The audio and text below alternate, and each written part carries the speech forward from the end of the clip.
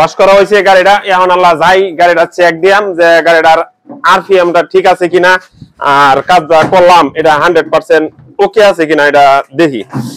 কারণ কিন্তু আমি গাড়িটা স্টার্ট দিলাম, স্টার্ট দেওয়ার লাগিয়ে কিন্তু আমার আরপিএমটা চেক দিলাম যে আরপিএমটা কি আমার এক দাগে থাকে না এক দাগে উপরে উঠতে পারে।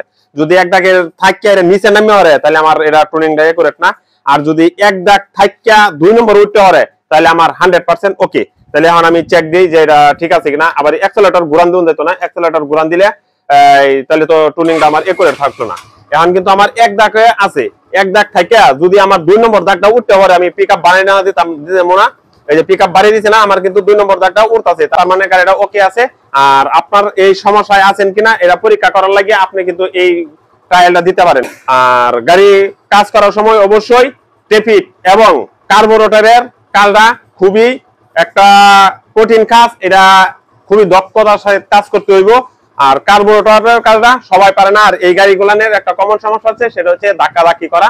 আর এই ধাক্কাধাক্কি কাজগুলান কিন্তু আমরা কার্বোরেটরের মাধ্যমে সমাধান করতেছি, আর এই কাজগুলাই আমরা অ্যাভেলেবল করতেছি। যদি আপনি এরকম সমস্যায় পড়ে থাকেন তাহলে অবশ্যই আমাদের সাথে যোগাযোগ করেন, আমরা সমাধান করার চেষ্টা করব।